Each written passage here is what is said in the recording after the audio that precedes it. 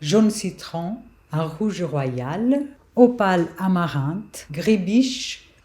J'aime toutes les couleurs. En fait, moi, ce que j'aime, c'est mettre ensemble les couleurs. C'est ça qui me plaît. C'est ça le plus beau métier du monde.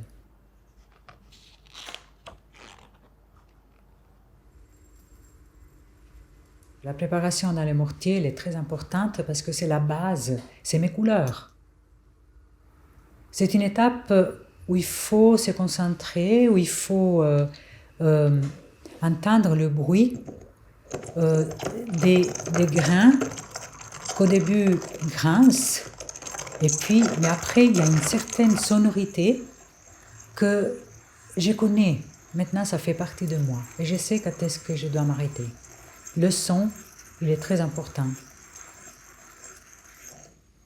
Et il faut avoir toujours le même rythme pour essayer de donner justement une certaine uniformité dans les diamètres de chaque grain. Donc il faut vraiment s'imaginer des petits morceaux de verre. C'est comme du sable.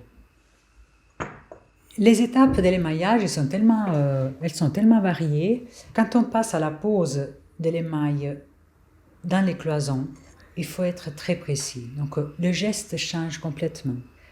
D'un geste assez dynamique, qui est le broyage de mes émaux, au geste de la pose, où c'est plutôt quelque chose de très répétitif et très statique, parce qu'il faut être hyper précis. Quand je suis au binoculaire, il y a moi et la pièce, il n'y a personne d'autre. Et je peux me concentrer et travailler pendant des heures sans même pas me rendre compte en fait. C'est un peu en contradiction avec les secteurs dans lesquels je travaille, donc les secteurs de l'horlogerie, mais moi, le temps, il s'arrête.